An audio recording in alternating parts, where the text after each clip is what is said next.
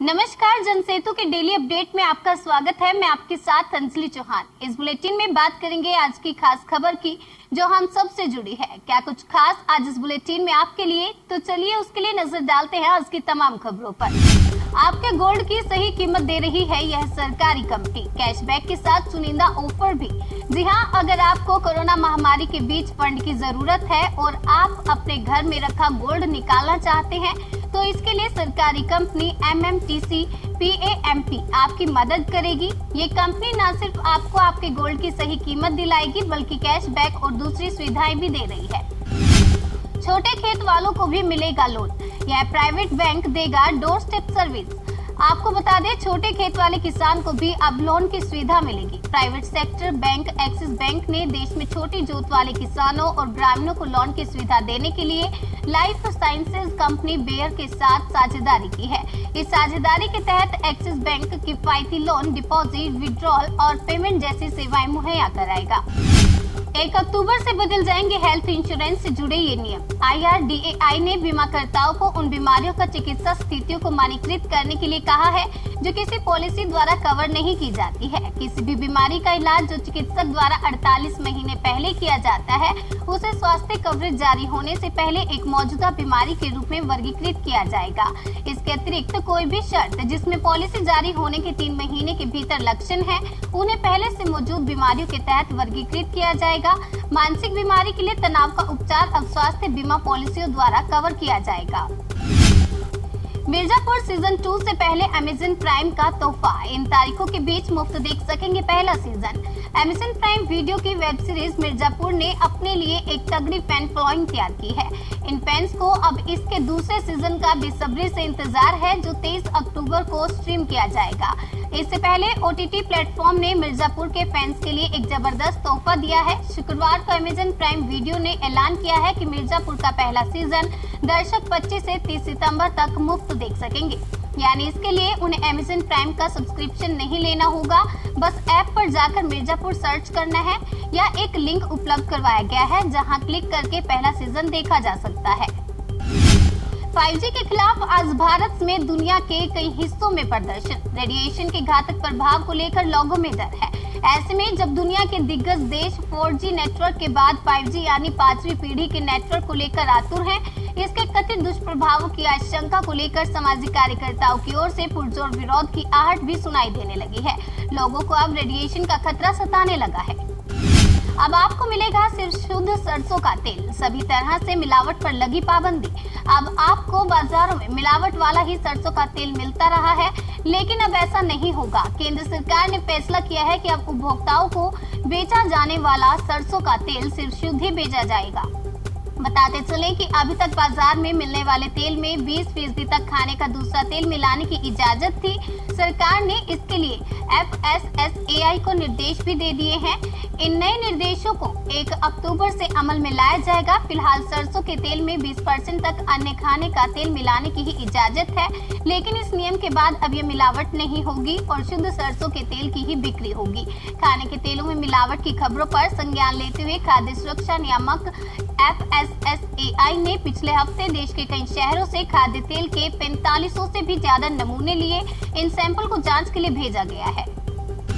ठग व हैकर्स नहीं खोल पाएंगे OTP, नई तकनीक से लोगों के पैसे रहेंगे सुरक्षित। ऑनलाइन ठगी, हैकिंग व डाटा चोरी जैसी बढ़ती घटनाओं को रोकने के लिए इंफॉर्मेशन टेक्नोलॉजी के प्रोफेसर डॉक्टर तनधर दीवान ने मल्टीफैक्टर ऑथेंटिफिकेशन सिस्टम, बहुकारक प्रमाणीकरण प्रणाली जिसे कह सकते हैं, वो विकसित की है। दावा है कि इस व्यवस्था के कार्यान्वित होने पर ठग वन टाइम पासवर्ड नहीं खोल पाएंगे। International journal of future generation communication and networking में उनका शोध पत्र भी प्रकाशित हुआ है।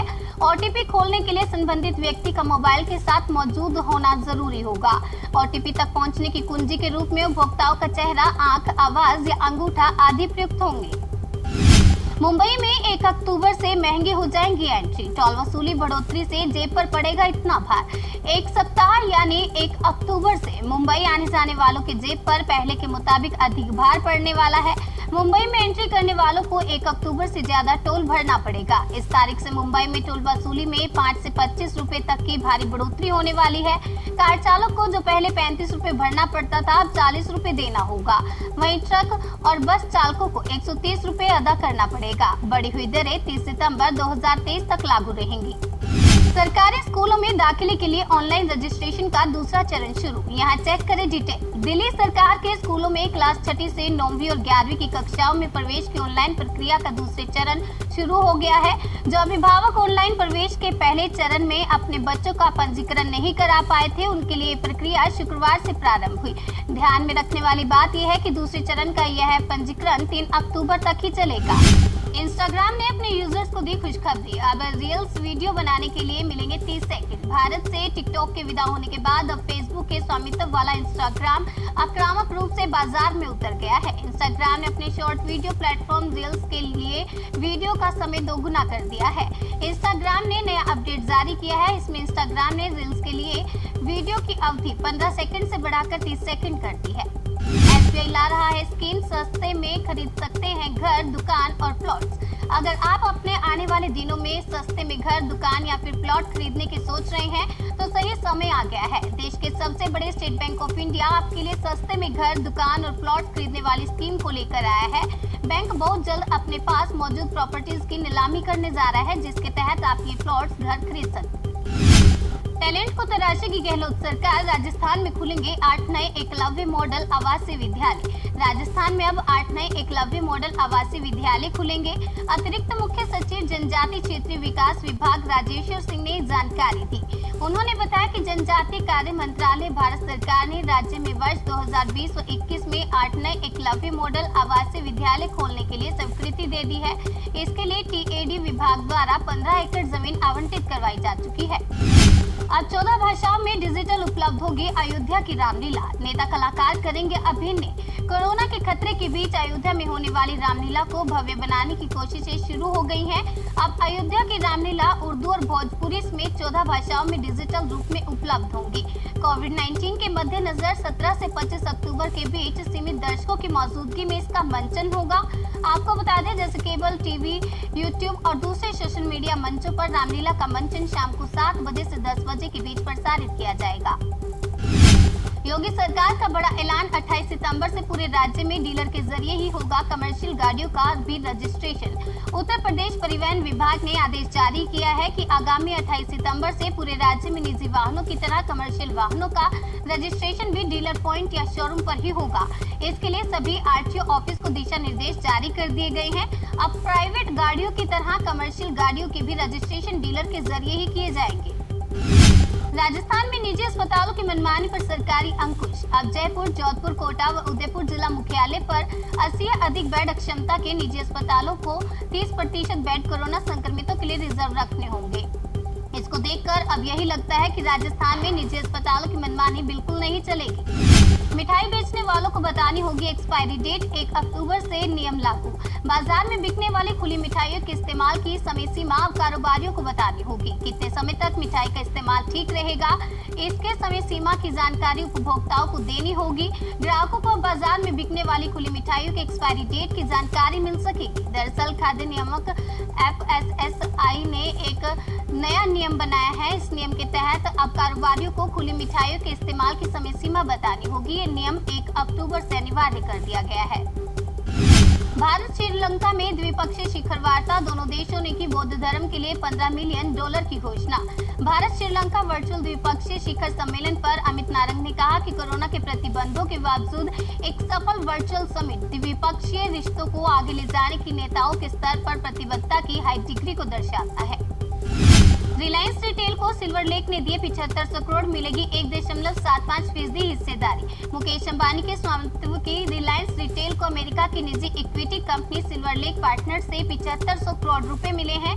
इसके बदले रिलायंस रिटेल ने अपनी 1.75% हिस्सेदारी बेची है। आपको बता दें कि रिलायंस इंडस्ट्रीज ने 9 सितंबर को इस सौदे की घोषणा की थी। यह लगातार दूसरी बार है जब रिलायंस इंडस्ट्रीज की किसी इकाई में सिल्वर लेक ने निवेश किया है। इससे पहले सिल्वर लेक ने ही रिलायंस के जियो प्लेटफॉर्म में $1.35 बिलियन यानी करीब 10,000 करोड़ में हिस्सेदारी खरीदी है।